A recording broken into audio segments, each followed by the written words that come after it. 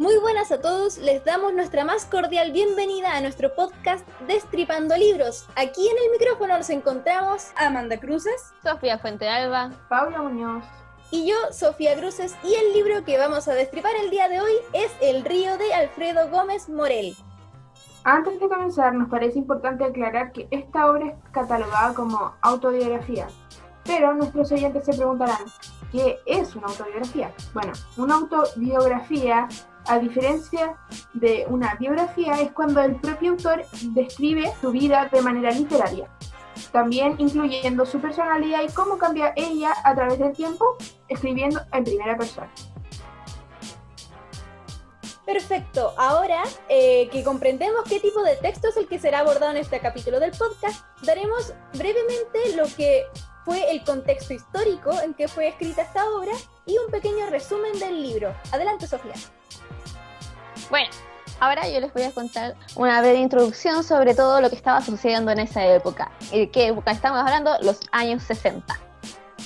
A nivel global, la sociedad estaba en una creciente guerra fría entre Estados Unidos, que era el capitalismo, y la URSS, que era el comunismo. Por eso los países se polarizaron al igual que las personas. Como estrategia, Estados Unidos crea la Alianza para el Progreso, una iniciativa donde se adoctrinan secretamente militares de Latinoamérica. Se toman decisiones políticas influenciadas por la superpotencia y todo esto para lograr que el creciente marxismo instalado en Cuba no se expandiera al resto del continente. Bueno, y dentro del contexto chileno, está destacado por una gran crisis económica dada por la Guerra Fría y por el terremoto de Valdivia sucedido en mayo de 1960. Donde la inflación fue la fuente principal de molestia, haciendo que la brecha salarial, brecha social y económica de Chile se distanciara aún más, haciendo que el gobierno en turno, que en ese caso era Arturo Alessandri, cambiara la moneda nacional por una nueva, que era un mal esfuerzo por reducir la pobreza del país. Además se implementó una ley aconsejada por Estados Unidos llamada la Ley Agraria, con la idea de que la gente bajos recursos no tomara ideologías de izquierda ni se alzara contra su propio gobierno. Bueno, ahora le doy paso a mi compañera Sofía, que nos va a relatar un breve resumen de la historia. Pablo Neruda a este libro lo catalogó como un clásico de la miseria, puesto que Alfredo relata cómo, después de haber sido engendrado producto de una relación ilegítima entre una prostituta y un hombre de clase social más o menos elevada, fue abandonado a sus 3 meses de vida en un conventillo en San Felipe, en donde fue recibido por Catalina Oliva, y después, más adelante, va relatando cómo pasó por distintas instituciones educacionales y fue abusado por su familia, específicamente su madre, y por diversos funcionarios de estos colegios. Este autor, que en verdad es como nuestro protagonista, desde muy joven nos relata que tenía una manía, específicamente la cleptomanía, o sea, robaba constantemente productos a sus compañeros y se los entregaba a los pelusas, que eran niños que estaban en el río Mapocho. Y también relata cómo se introdujo en la vida delictual. Luego de este resumen de la obra, vamos a darles algunos datos como biográficos del autor. En el extranjero, Alfredo Gómez Morel descubrió su talento en la escritura y conoció a grandes artistas latinoamericanos que lo ayudaron, como por ejemplo Pablo Neruda y Gabriela Mistral. Escribió su autobiografía con la ayuda de su psiquiatra en la cárcel de Valparaíso. En 1984 murió en la pobreza extrema en una pensión de La Pintana. Pasó 9 días en la morgue sin ser reclamado y este autor fue rechazado dentro del boom latinoamericano debido a su condición. Listo. Ya más o menos conociendo todo aquello relacionado con la historia, el ambiente, el contexto histórico, ahora vamos a analizar el libro mediante las opiniones y partes favoritas que tuvimos cada una de las integrantes de este capítulo en el podcast. Paula Muñoz, cuéntanos cuál fue tu parte favorita y por qué. Bueno, yo principalmente la tengo una parte favorita porque encontré que el libro me agradó mucho, está muy bien escrito y es bastante crudo, pero como que nos muestra la realidad que generalmente la gente no ve comúnmente. Mi parte que más me agradó a la vista fue cuando el pequeño Alfredo, que cambió de nombre muchas veces, va al convento en San Felipe, donde conoce buenas personas y como por primera vez en su corta vida lo tratan bien, como realmente una persona querida, a pesar de que tiene algunos amigos que no son tan buenos con él, pero igual como que él la pasa bien el niño, y eso me agradó mucho porque después en el resto del libro la sufre mucho, entonces esa fue mi parte favorita. Bueno, Amanda, ¿tú qué opinas del libro? ¿Cuál es tu parte favorita?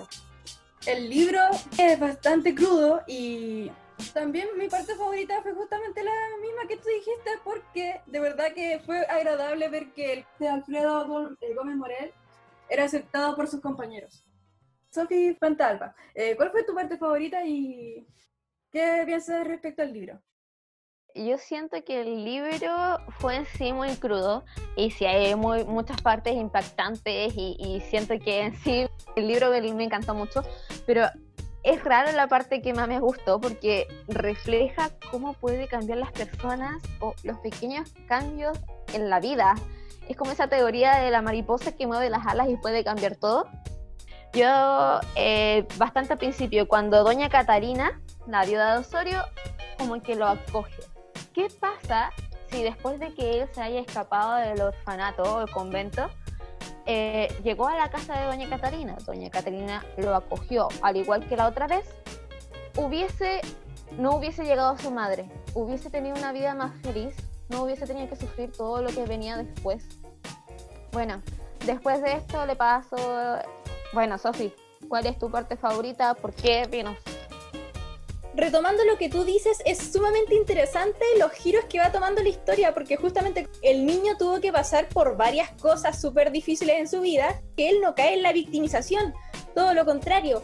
Yo creo que una de mis partes favoritas del libro vendría a ser cuando él, ya más crecido, forma parte de un robo en donde en una casa de una joven gringa, como le dicen, se lleva unos violines y logró salir impune. Esto da de alguna manera cuenta de lo astuto que era nuestro protagonista, pero él tampoco como que hacía alarde de eso, sino que él, nuestro protagonista, era sumamente objetivo en su historia, y esto es lo que lo hace más entretenido.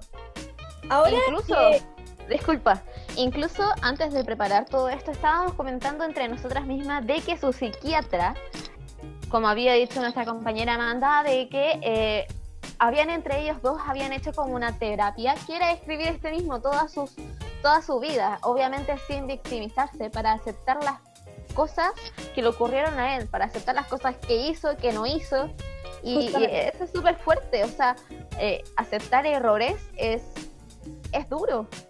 Sí, además yo igual retomo eso, que el libro como que se basa en eso, porque el psiquiatra le dice al pequeño Alfredo, como yo le llamo, que le dice así como, no conviertas esta historia como en una historia perfecta con un héroe, porque básicamente tú como que no es el héroe de la historia, solamente es su historia, y él la debe aceptar como es, y así también sanar como su herida y las cosas malas que le pasaron.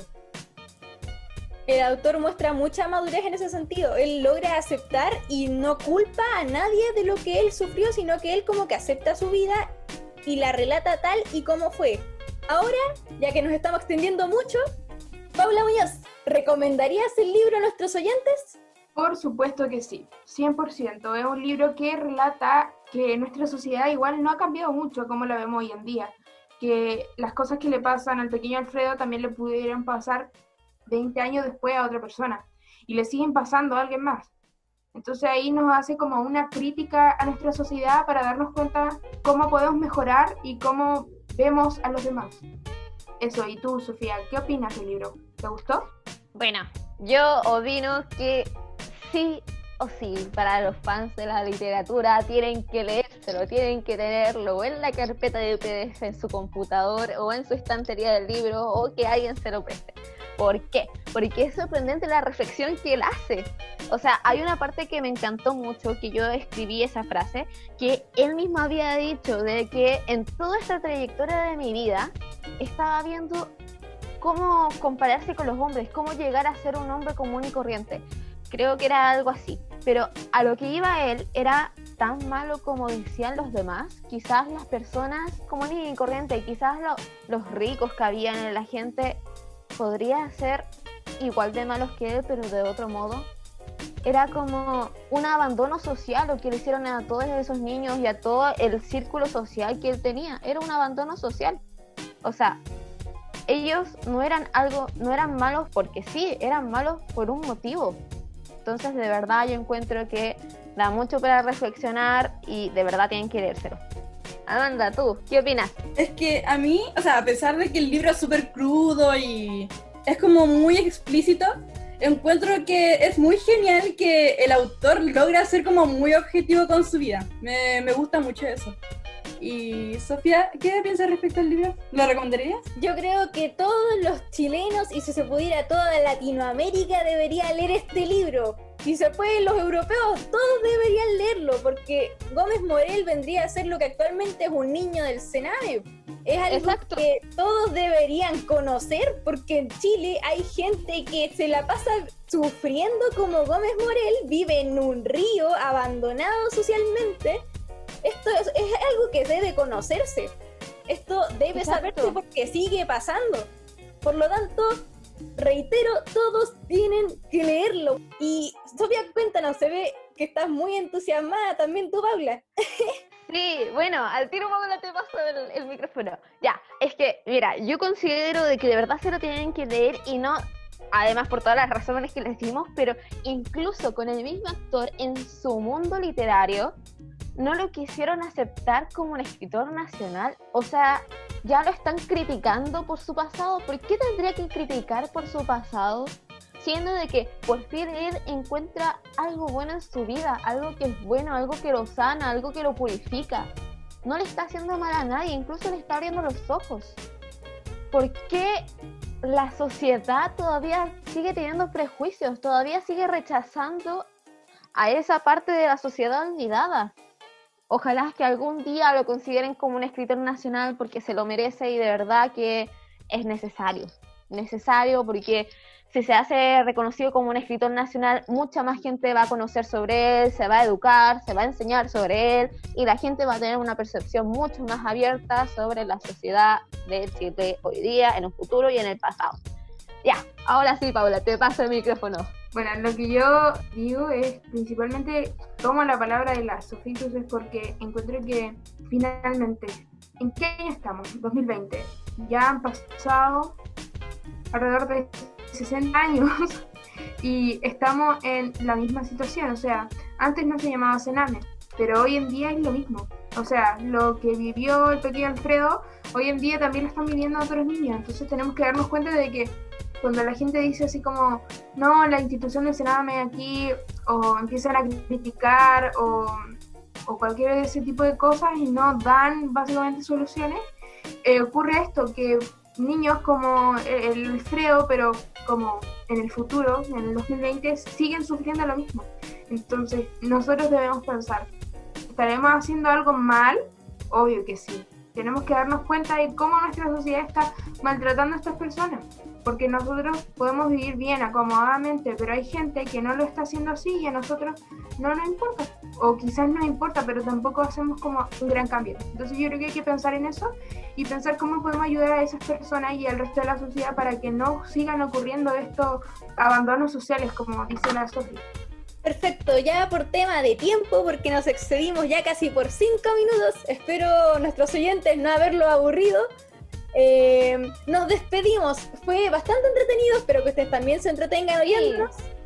Así que importa los 5 minutos. Justamente, 5 minutos no es nada. Exacto. Así que en nuestro próximo capítulo, que ojalá se dé de nuevo, hablaremos de otro libro, lo destriparemos, abordaremos todo este tema social, así que nos vemos, un saludo, quédense en casa y lávense las manos.